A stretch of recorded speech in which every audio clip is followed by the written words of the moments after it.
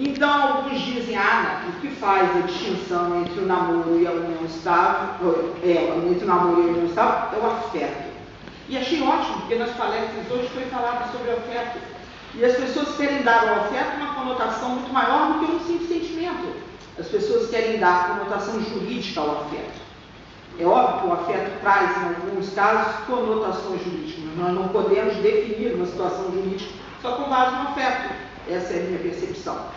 Não é? Até porque também alguma reflexão sobre isso, é muito comum a gente encontrar pessoas que se amem e que não estejam juntas por alguma ironia do destino, e pessoas que até estejam vivendo numa união estável e que simplesmente se suportam e que ficam ali por conta de um comodismo, não é? Sem qualquer coisa melhor para fazer, já que está a vida, né? A hora que aparecer alguma coisa melhor, eu pego a minha malinha e saio fora.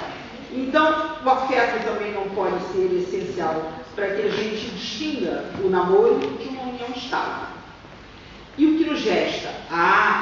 Esse o legislador falou, é aquela união pública, notória, contínua, mas com vistas a constituir família.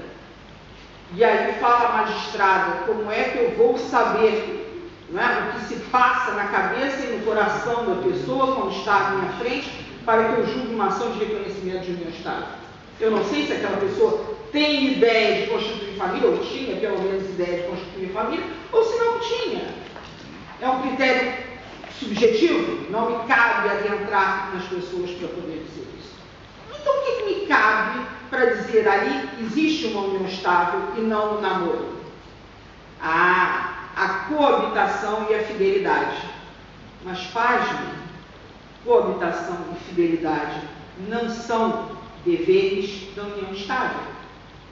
Diferentemente do casamento, o legislador colocou lá como deveres, como efeitos do casamento, a coabitação e a fidelidade. Na união estável, não.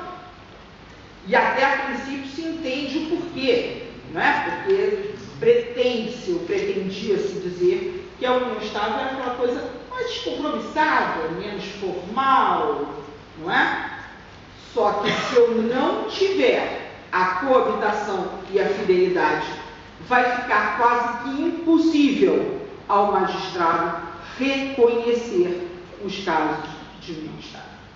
Porque quando se está no casamento, e aí por isso que eu digo que é muito mais fácil estar casado do que estar vivendo numa união estável, aquele que tem uma certidão de casamento pode até ser infiel, porque se a outra parceira achar que assim não vale, o que é de gosto é regalo da vida, ninguém tem que se meter, o Estado não vai se meter na vida deles.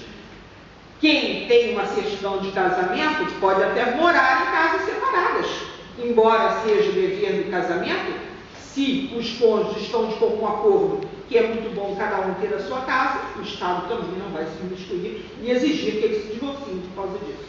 Agora, quem está numa união estável, está em casas separadas, está em relações, não monogâmicas, o juiz não tem, facilidade de dizer, ali estamos diante de uma união estável. Então, o grande problema da união estável é que aquilo que se faz essencial para a sua constituição, em verdade, não é previsto na lei. Então, nós estamos diante de um contrassenso. Estamos no moderninho, estamos no descompromissado, estamos no informal, mas na hora que se precisa provar, temos que fazer todas essas exigências. E também não está casado, vamos casar, os mais simples. Até porque agora, depois da última mudança na lei do divórcio, não se precisa mais nem de tempo para se divorciar. Então é muito mais fácil estar divorciado do que se estar vivendo uma união estável. Não, Isabela, mas você esqueceu. Existe a possibilidade dos conviventes fazerem um contrato ou mesmo uma escritura declaratória de reconhecimento de união estável. Aí sim. Aí sim. Aí nós estamos diante da vontade das partes, colocada e registrada no cartório de títulos e documentos, reconhecendo-se uma união estável.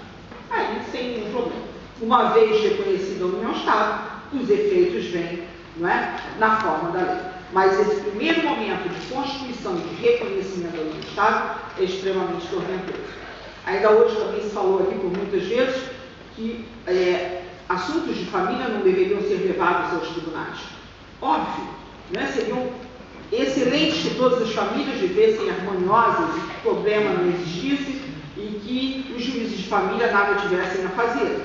Mas não é isso que nós vemos. As várias famílias estão abarrotadas de processos, não é?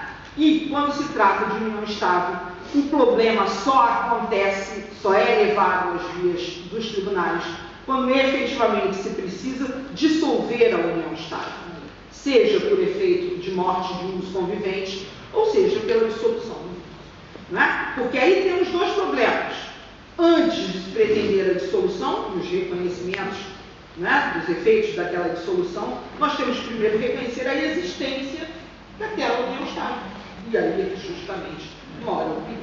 E temos exemplos e exemplos de casos em todos os tribunais, não é, falando sobre isso. Então, o grande problema, torno a dizer, é a constituição da união estável.